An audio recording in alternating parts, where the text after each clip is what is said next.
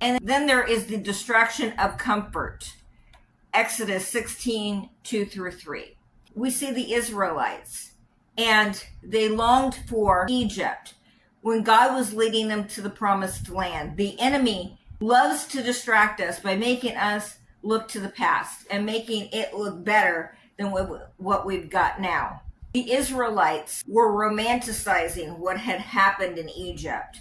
They didn't remember the abuse. They didn't remember the hard work. They didn't remember the beatings.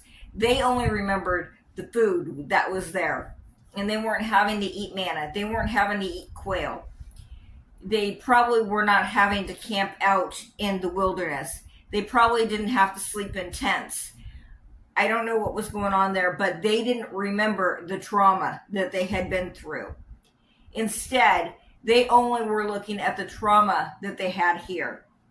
That they were in the wilderness, that they were probably sleeping on the ground, that they had these tents, that they were only eating manna.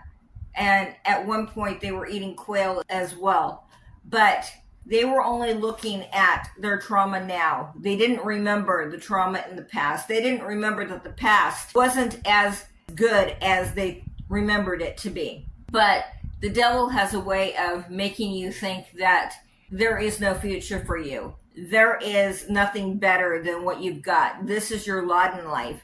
And that God doesn't have any more for you. That this is it. And what they didn't see was that God had a whole land filled with milk and honey for them. The spies brought back huge fruit, huge clusters of grapes. But they didn't look at the fact that there was good in the promised land.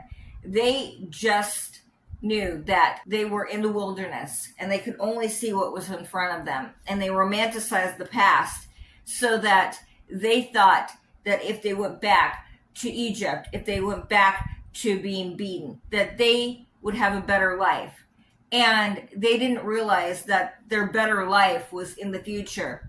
And because of their complaining, because of what they were focused on, they never made it to the promised land. The younger generations made it to the promised land, but they didn't. But we have to know that what we focus on is going to happen in our lives. So if we focus on the trauma that we're having right now, and we don't look to the future, then we aren't going to get out of our comfort zones. We're not going to get out of that trauma if we don't step out of our comfort zones, if we don't step out and see what is beyond our vision.